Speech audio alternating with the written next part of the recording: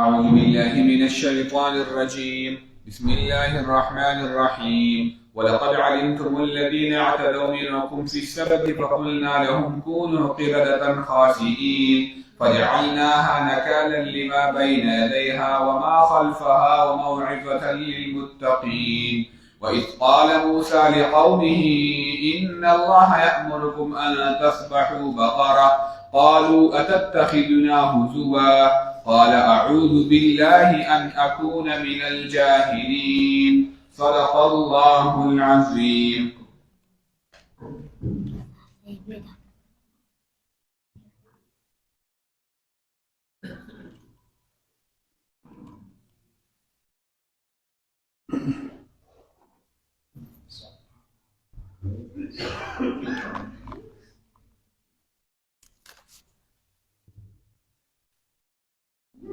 الحمد لله وحده والصلاة والسلام على من لا نبي بعده. أما بعد، قال الله تعالى في محكم كتابه: أعوذ بالله من الشيطان الرجيم. بسم الله الرحمن الرحيم. ولقد علمتم الذين اعتدوا منكم في السبت وقلنا لهم كونوا قردة خاسئين. ورنو مخی آیات کی ہم اللہ تعالیٰ فرمائل دی بنی اسرائیل تا چی تاسو خپلی وعدی منماتوئی. اللہ تعالیٰ ستاسو وعدا بستی و کوئی تور غیر ستاسو تپاس راوچت کو بیام تاسو خپل وعدا ما تکلا. وز دن تا اللہ تعالیٰ فرمائی چی گورا یو دویم مثال ذکر کر چی تاسو خپلی وعدی ماتوئی. او داغی مثال دادے چی اللہ تعالیٰ فرمائی چی تاسو کو معمولی ہیلو سرا هیرو او حوالو سره چې د الله تعالی حکم ماتوي او دا غي الله تعالی مثال ذکر کوي چې تاسو مخکې د سیو کار کړو او هغه کار دا و چې د حضرت داوود علیه السلام په دور کې الله تعالی په دې بنی اسرائیل باندې د خیالي د ورځې تعظیم لازم کړو. ځکه صبر په عربی کې آرام ته ویل کېږي. وجعلنا نومکم سباتا.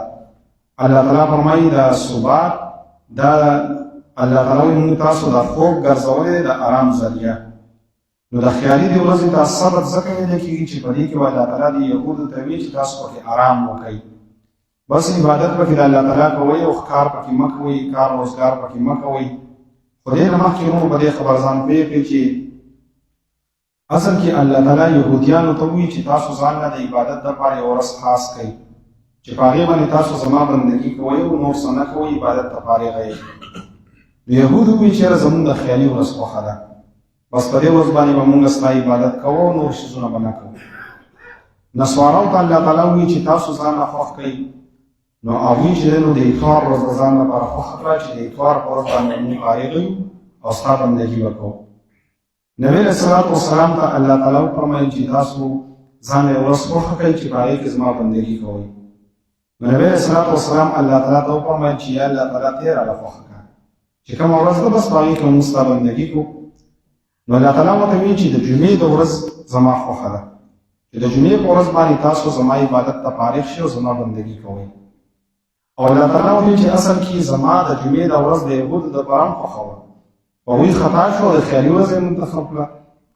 د نسوارو دپاره یې هم خوښه وه، خو هغوی خطا شو د اتوار ورځ یې مقرره کړه. او تاسو په صحیح طریقه باندې لاړئ او تاسو د جمعې د ورځ د ځان لپاره منتخب کړه نو د مسلمانانو لپاره زموږ د امت لپاره د جمعې ورځ ډېر زیات د عزت او د احترام لایق ده. د هغې ځان له فضایل دي چېرته به ځای کې راشي چې پیغمبر علیه الصلاة والسلام تر دې پورې فرمایلي دي چې د جمعې دا ورځ یو دومره برکتي ده چې په دې کې که انسان وفات شو نو دا شهید دی. که د جمعې په شپه باندې یو انسان وفات شو نو دا شهید دی.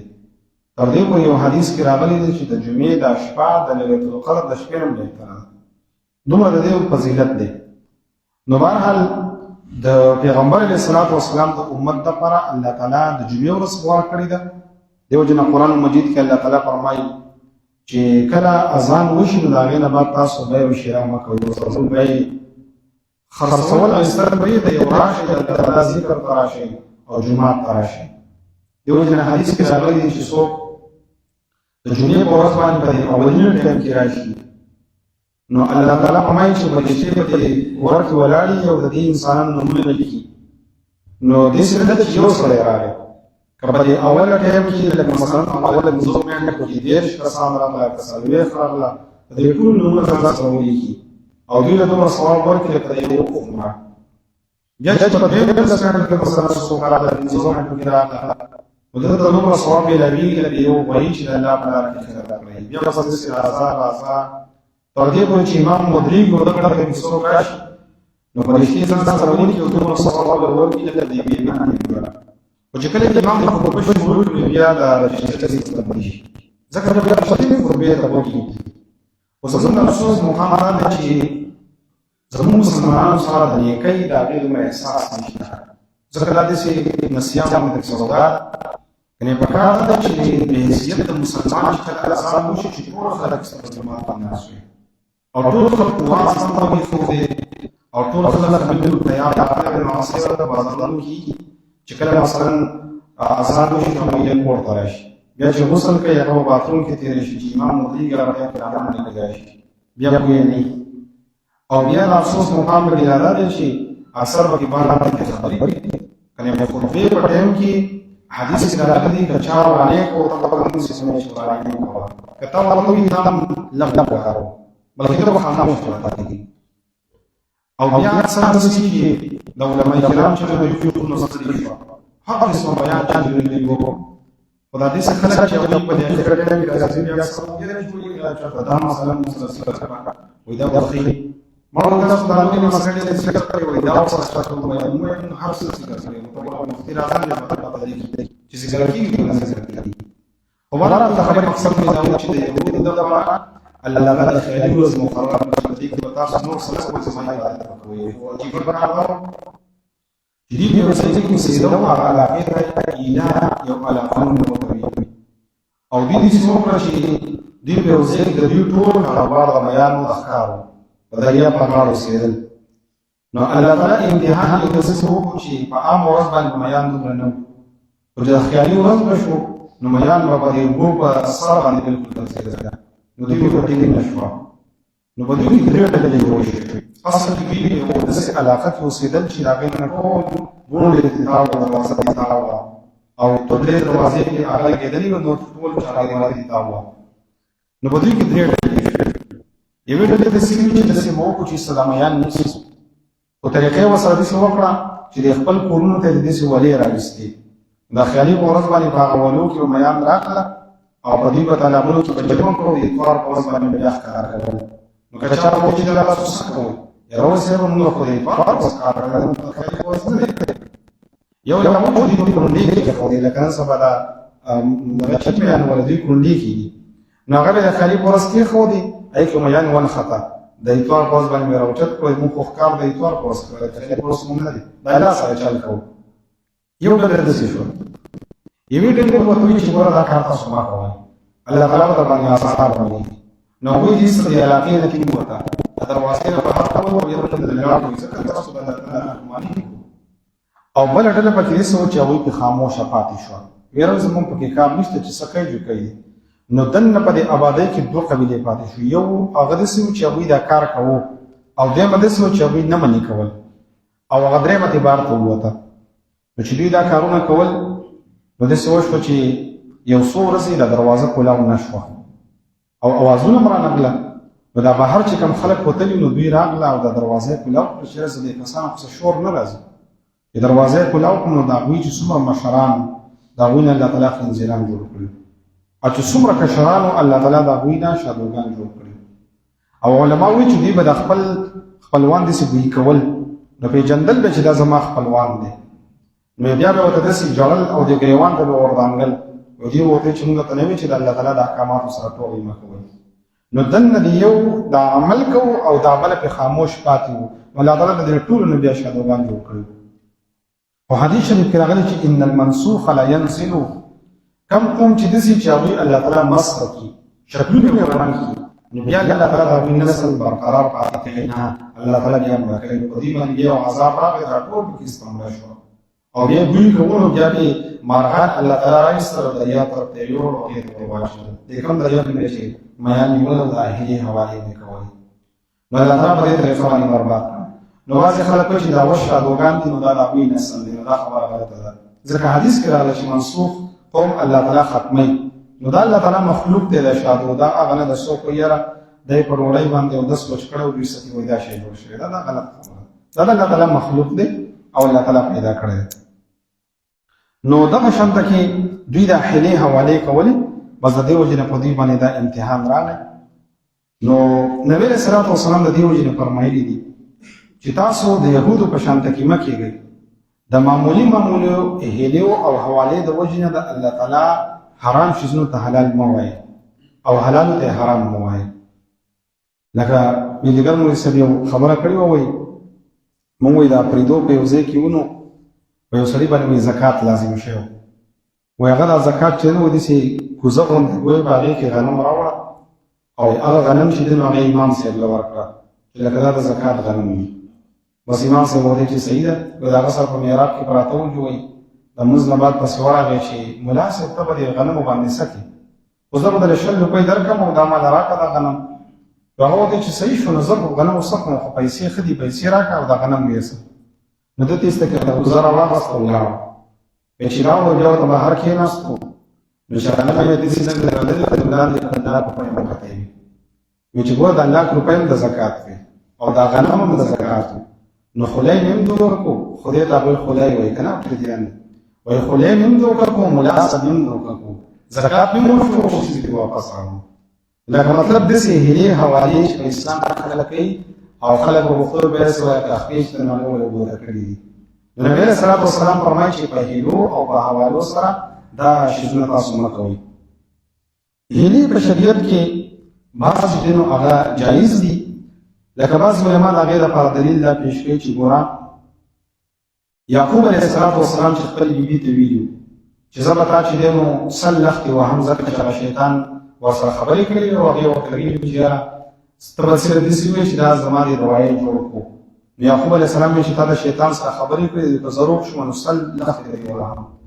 نو الله تعالی ورته وایي چې 100 لښتې څخه خو به داسې وکړه چې د جالبۍ یو ډکې راواخله او هغې کې 100 ډکې ورکړه او یو ګزار ولا ورکړه بیا بس دا 100 ډکې شو که نه نو دغه علما وایي چې ګوره دا الله تعالی یعقوب علیه السلام ته دا هیله وښودله وایي دا جایز ده خو ډېر علما وایي چې ګوره هر هغه هیله دا خبره مزیداره ده هر هغه هیله چې په هغې باندې د الله تعالی حکم خرابېږي نه نو هغه جایز ده لکه مثلا زه به تاسو ته یو مثال یم زمونږ په دې مدارسو کې اکثر داسې چلي چې خلک د زکات پیسې ورکړي مدرسې ته نو دا تاسو ته ما ویلو چې په مدرسه باندې داسې ډایرکټ زکات نه کېږي زکات کې یو خبره نو لازم ده چې تملیک پکې لازمي دی په دې خبره ځان پوه کړئ تملیک دې ته ویل کېږي چې انسان به د پیسو مالک کې یا یو چیز دې مثلا واغسته نو دا به د هغې مالک کې چې هغه د هغې مالک شو نو دا داسې چلي چې اکثر خلک د محتمینو له زکات ورکړي دا زکات پیسې شوي نو په تعمیر باندې خو زکات نه کېږي چې بلډینګ پې جوړ کړې ټایل پې ولګې دا خو زکات په پیسو نه کېږي دا ګټه لنګر کې لګې چې طالبان یې وخوري یا به طالبان له ورکې چې دا شیز دی مثلا قرآن مجید یې پې اخیستی دی کتاب یې پې اخیستی دی دا ستا شو دې ته تملیک ویل کېږي چې هغه یې مالک کې نو اکثر داسې محتمینو له خلک پیسې ورکړي نو هغه داسې وکړي چې یو طالب دوره غواړي مثلا قطر ته وایي دا 1,00,000 روپۍ د زکات دي وایي ته یې قبضه کړه او ستا خوښه ده نو که بیا دې مدرسې له ورکې نو لکه ګوره هغه هیله شوه که نه نو په طالب باندې قبضه کړي هغه بیا راواخلي وروسته کې محتمین صاحب له ورکړي خو په دې کې نقصان څه دی؟ هیله خو شو، خو نقصان پکې دا راغی چې دا طالب علم خو تا پوره مالک نه کړو. که چېرته کې دلته ځان 10,000 روپۍ وویستې نو بیا ورته دا غوږ وهي چې دا دې ولې واخیستې. زه طلبه ورته وایم چې که تاسو د چا داسې پیسې درکړې نو ځان ته یې د 20,000 روپۍ اخلئ چې دا زما پیسې دي، که نه نو به جب ته ټول یې اچوم، نه یې درکوم له ځان، ځکه چې ما نه دې راکړې خو زما شوې که نه. یا مثلا په مساجدو کې اکثر خلک داسې کوي چې په مسجد باندې خو زکات نه کېږي، ځکه ما تاسو ته ویل چې په زکات کې لازم دا دی چې څوک بې مالک کې، او جومات خو د چا نه دی،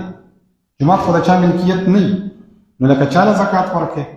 نو په مسجد باندې زکات ځکه نه کېږي چې مسجد د چا نه دی، د هېڅ چا نه دی او د هر چا دی، د ټولو مسلمانانو دی. لکه مثلا دا مسجد دی نو په دې کې د انډونیشیا د مسلمانانو حصه ده، او د انډونیشیا د مسلمانانو چې کوم جومات دی نو زمونږ هم پکې حصه ده. مطلب دا ده چې د الله تعالی کور دی، عبادت پکې کوئ او سلرګۍ په اوږه راچوئ او سیده ځئ، د هېڅ چا نه دی، نه څوک دعوه کولی شي چې مسجد زما دی. او که چا علماو دا لیکلي، که چا مثلا دا وایي چې دا زما مسجد دی او پلانکي سړی ته به ورته نه راځي، نو په دې جومات کې لمونځ نه کېږي. مسجد هغه د الله تعالی کور دی او پراخه یو ځای دی چې خلک پکې عبادت کوي، نو په مسجد باندې زکات نه کېږي. نو اوس هیلې پکې اکثر خلک داسې کوي چې مثلا امام صاحب نه خلک پیسې راوړي چې دا زکات پیسې دي، نو هغه یې داسې وکړي چې قبضې کړي او بس وایي ما دې جومات ته وقف کړی او جومات کې کار وکړي. نو دې دا یو هیله شوه، خو ښه خو نه ده که نه. لکه مطلب دا ده چې بیا هم د زکات پیسې خو ولګېدې په مسجد کې، نو ښه خبر نه ده چې ولګي. نو بعضې علما داسې وایي چې داسې قسمه هیلې که وکړی شي نو هغوی ورته جایز وایي. یا لکه ګوره یو بله طریقه، پخوا به په دې علاقو کې داسې کېدل چې اکثر به څوک وفات شو نو هیله اسقاط پې کوله. هیله اسقاط د هغې خپل شرایط دي، خو خلک خپل خوب پې ځان نه دی پوهې کړی. هغه داسې دی چې مثلا څوک به وفات شو نو د هغه منځونه به مثلا قضا شوي، نو هغه پیسې به یې راواغستې او بیا به داسې په دایره کې خلک کېنول، نو وی به چې لکه دا د مړي چې کوم وارث دی نو دا پیسې راکړي دي او دا د هغه د منځونو دي. نو هغه یو به وایي ما قبضې کړې، وایي ما دې بل ته صدقه کړي، دې بل به وایي ما دې بل ته صدقه کړي، دې بل به وایي ما دې بل ته صدقه کړي، چې پیسې به تاو راتاو شي. اخره کې د مړي چې کوم وارث و هغه به یې ورکړې، زه وایي دا ستا شوې، زه وایي تاسو هم صدقه کړئ. اوس دا هیله وه، خو په دې کې نقصان دا و چې لکه په دې کې به اکثر مالداره خلک ناست وو، او بله خبره دا ده چې دا انسان اصل د مالک و، خو که چېرته کې په دې دایره کې چې څوک ناست و، که ده وایي چې یاره دا پیسې خو زما شوې که نه، د منځونو پیسې دي او به یې په اوږې راواچوه او ځم، نو خلکو به ترې د بوس وسکۍ جوړ کوي، چېرته ځې کښېنه، دا خو پیسې مونږ هسې تاوه راتاوه هغه هیله کوو. نو ګوره طریقه کار دا دی چې که فرض که ما دا قاري صاحب مالک و د پیسو، نو اوس دی مالک دی، اوس دله اختیار دی، که په دې اوږه باندې راچې او ځي نو دی پاسېدی شي. اوس مونږ دلته کښېنولی دی چې ته به کښېنې، نو شی خطا شو. نو هیله د اسقاط د هغې دپاره چې کوم شرایط وو نو هغه ترې خلکو ایسته کې ختم کړه. نو مالدار مالداره خلک یې کښېنولي، وایي چې دا تا ته صدقه شو، دا تا ته، دا تا ته، دا تا ته، اخره کې د مړي هغه زوی دې ورکړي، وایي زه دا تا ته صدقه شو، وایي ځه مزې کوه. نو د ټول ناول خو دا ده چې دا تا ته چا ویلي دي چې د منځونو چې دی نو د هغې به پیسې ورکړي چې ته به خلاص شي. لکه وروڼو په دې خبره ځان پوهې کوي چې د مونځ پیسې چېرته کې هم د هغې په ځای باندې کافي نه دي. په دې مسله تاسو ځان نه دی پوهې کړی، هسې په لکونو پیسې ورکړي، خلک به یې وایي هندو ستړی و خدای ناراض، نو نه فدیه وشي او نه هم درنه پیسې لاړې شي. مسله دا ده چې ګوره که فرض کوي انسان بیمار دی او د ده د منځونه قضا شوي دي، اوس که دته د دومره وخت میلاو شو چې دا منځونه پکې راوګرځئ، نو ده د شریعت له طرفه حکم دا دی چې ته به دا منځ راګرځې، په ولاړ یې وکړه، په ناست یې وکړه، په پروته باندې وکړه، په اشاره باندې وکړه. خو که چېرته کې ده دا منځونه ونه کړه، اوس که ده ونه کړه نو بیا که 100 لږ روپۍ ورکړې، خو وایي دا د دې منځونو په ځای باندې کافي کېږي نه، ځکه ده ته خو ټایم میلاو شو، ده پکې ونه کړه، نو قصدن آمدن یې مونځ پرېښودو. دا خو اسانه خبره ده، یو سړي به ټول عمر منځونه نه یې کړي یا وایي مړی 1 کروڑ روپۍ به ورکړو به خلاص شو. نه نه نه، ګورې د منځونو په بدل کې دا پیسې ورکول دا د سره صحیح نه دي. یو دویمه دا ده که چېرته کې یو سړی بیمار دی او هغه داسې وشو چې دی بیمار دومره دی چې منځونه ترې قضا شو، خو د سره ورته وخت میلاو نه شو، په بیمارۍ کې مړ شو، نو بیا خو به فدیه نشته، نو ځکه چې وخت ورته میلاو نه شو نو په کوم ځای کې پکې نو فدیه به د سره شته نه. نو لهذا بس لاړو الله تعالی سره معامله ده او بیمار لاړو، خبره ختمه شوه. او بعض علما داسې وایي چې اصل کې دا فدیه چې کوم دا د روژې خلک ورکوي، په روژه چې د چا نه قضا شوه او بیا ورته وخت میلاو نه شو، دی مړ شو، نو دی فدیه ورکوي. لکه مثلا یو انسان باندې حج لازم دی او دا حج ونه کړو، دی مړ شو، نو د دې طرفه بل سره حج لولي نو حج بدل پتی وکړو نو که سړی روزنه دی نو پیسې به ورکړو نو علماء قیاس کړي دا مسله د موږ دا پچا باندې پروژه باندې دا قیاسي مسله ده په دې کې نس نه راغلی قیاس کړي د باندې کې دې چې الله تعالی قبول کړي نو تاسو په دې باندې نه او بس چې منځونه ته قضا شوی دی او څنګه چل وکړو استه په مدرسه کې ورکی استه په جمعات کې ورکی نو په جمعات کې چا چې د منځونو پیسې کی په مدرسه باندې چا چې د منځونو پیسې کی که خامخاین ډېر غریب لورکه ډېر مستحق لورکه نو وړي خبر تاسو ځان نه کوی کوي او بس است کې یو شی روان دی سیستم روان دی نه د زکات په نصاب باندې د وسه کوی تاسو پوه شئ کلمات الله زلوي چې زکات د نصاب دی په صدور شي سونه کې دی په اخوا کې نشته بڑے خلکو اصل زکات لازم نه دی او زکات ورکړي نو خبره ده خودم رده چې وست کیږي او کنه چا سره مثلا نعمت ول سونه د خلکو ته زکات د باندې شته است غریب سونه خرڅ کیو زکات تی ورکړي دا پر خپل شرایط ته ما تاسو ته ویلو خو په باندې به تاسو پیږي نو ډېر خبرې دي چې لکه هغه په باندې کی هغه څه د واضحه شوی نه دي نو دا که شاند کې داخلي دي یا مثلا چې نو عام طور باندې چې وس دا کم د بینکینګ سیستم د اکثر کستوار دا شیزونه ورکوي لکه سهار مونږ ته داسې یو مسله راغله ما سره دا میسیجونه وشتل د بینک یو سړی نو هغه دا خبره کوله چې یاره مونږ اوس داسې چل کړی دی چې وایي دا قسطم کړی دی چې مونږ بغیر د سود نه قرضه ورکوو داسې چل به کوئ بیا داسې چل به کوو چې مثلا د قاري صاحب چې د نو کور پکار دی نو دی به داسې وکړي چې دی په یو ځای کې به ځای خوښ کړي دا کور به خوښ کړي نو دا مثلا کېږي په 1 کروڑ روپۍ باندې نو دا به مونږ له دله واخلو په 1 کروڑ روپۍ باندې دا قاري صاحب به دا پیسې مونږ له راکوي په 10 کالو کې نو که په 10 کالو کې راکوي نو دا مونږ له راکوي 1 کروڑ او 2 لک روپۍ 2 لکه به سیوا راکوي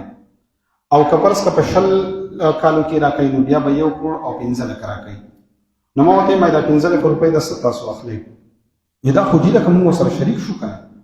یو مطلب دا دی چې دلم واغستو مونږ سره شریک شو دې زموږ سره شریک شو نو شی مونږ واغستو په دم ګران خرڅ کړو ما ورته دې خبره نه ده دا به ال تاسو یې چې تاسو په خپل نوم باندې واخلئ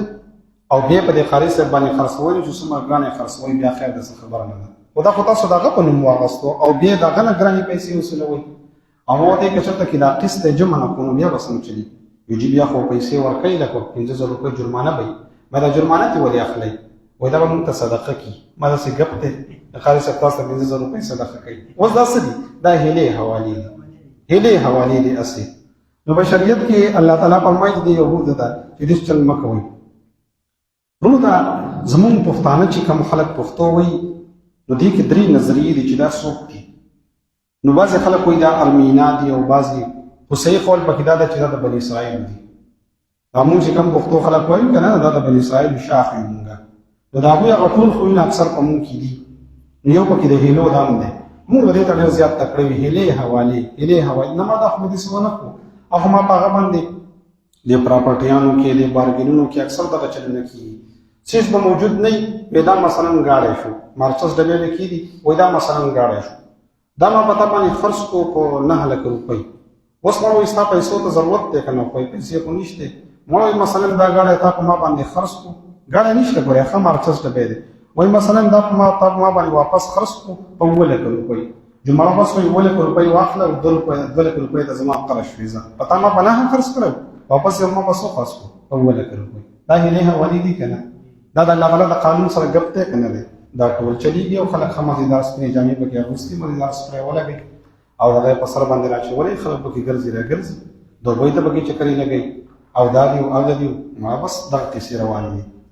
نو ګوره الله تعالی دوی ته وایي چې دا کارونه مه کوئ نو هغوی ته وایي خو مونږ ته هم وایي چې تاسو مه کوئ کیسې به ډېرې دي خو ټایم ناوخت دی ولقد علمتم الذین او بېشکه تاسو ته معلوم وو هغه خلک چې زیاتې کړی وو منکم په تاسو کې فی السبت په ورځ د خیالي کې فقلنا لهم وی مونږ دوی ته کونو شئ تاسو قردة خاسئین شادوګان ذلیله فجعلناها مونږ وګرځو نکالا عبرت لما بین یدیها د موجودو خلقو دپاره وما خلفها او د آیندو دپاره وموعظة او نصیحت ته للمتقین د متقیانو د پاره